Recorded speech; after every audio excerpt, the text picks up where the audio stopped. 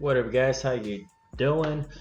Today was a $76 loss, so which is pretty shitty to be honest. But again, it's a small loss. That's the benefit of having just really lowering your max loss. You know, my max loss was 500, and now it's 100. So it's really nice because I can experience the same caliber of emotion, distress, with not really blowing up my account or having any significant effect to my account, because 76 bucks is literally not even 1% of my account.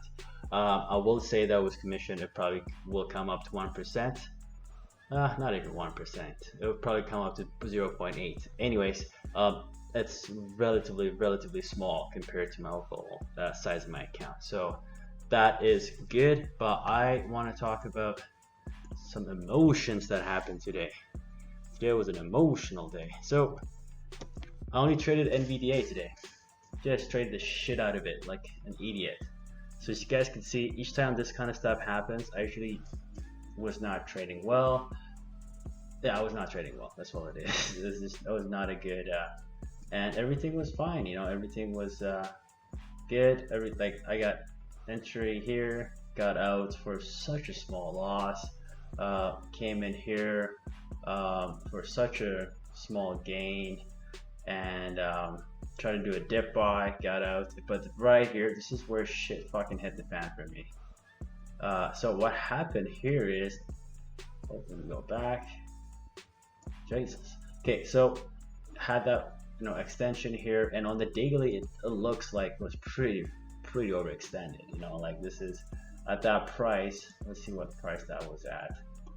Man, the charting for trade zero is trash, but that was around 283, and 283 is still pretty overextended. You know, around here, all the way from here to there, that's still pretty extended. Obviously it ran a lot more. I didn't know that, but so when I was trading it, I was like, okay, what I'm gonna do is actually, I think this is looking good for a position for me to start a short position and possibly actually add more to it.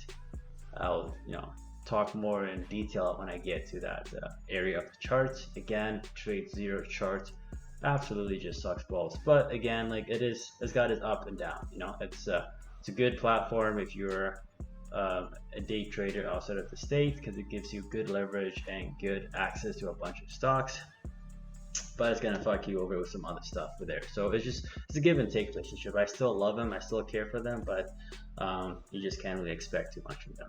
Anyways, let's go back to the trading. So I had my entries, everything here is very controlled. I short here, but when I was in here, I got in huge. I probably got in like 120 shares, something insane. So I had like a $35,000 position, and when this went against me, it scared the fuck out of me. So I was like, okay, fine, but I wasn't really hurt in this one. And the reason why I say I fucked up on this one is I got conditioned to go in bigger size right here. So when I came here, I was just fighting it, and right here I went balls to the wall again. 120, 140 shares, but like it does look like it's gonna go up because it's getting a little bit tighter, but SPY was going down at this point, but NVDA is like, fuck that shit, I'm gonna keep going higher and higher. So it was just so bizarre. So I when I had it 120 shares here, I got out for like a $70 loss or so, and I could only imagine if I held it while it went up there. But that just created the bad habit, and all these trades just absolutely did fuck all for me. At one point I was down negative 209 to bring myself up to only being $76 down. So I broke my rule repeatedly, and this is a sign of me slipping. So again, 76 bucks is very small in the whole grand scheme and all, but I need to be aware, because this is what set me off last time when I had a bad emotional day like this. It kind of compounded to me having further down. The best explanation that I got is, think of it as like a dominoes.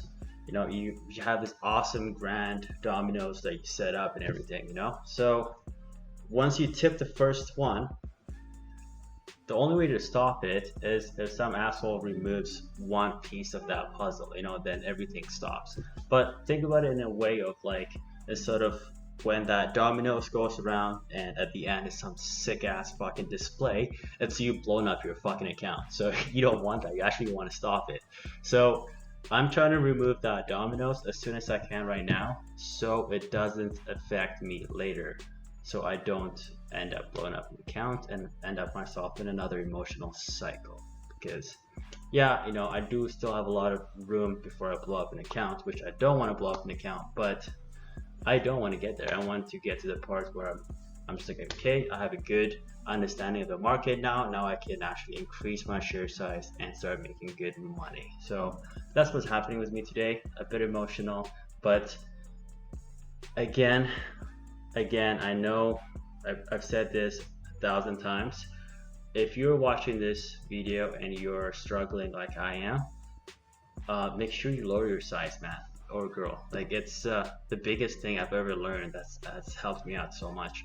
Lower your position, cut it by 1/10, 1/20th, whatever it takes for you to still be okay. Because like I've said in the past, I can have 10 or 20 more of these experiences and I'll still be fine. My account is really not going to get blown up. But if you have 20 experiences of you losing money and having this caliber of emotional distress, within 20 times you're going to be like, oh, I'm picking up something here, like I'm working on my skill here. So that's the advice I'll give you guys. Besides that, thank you so much for watching, and I'll see you guys tomorrow.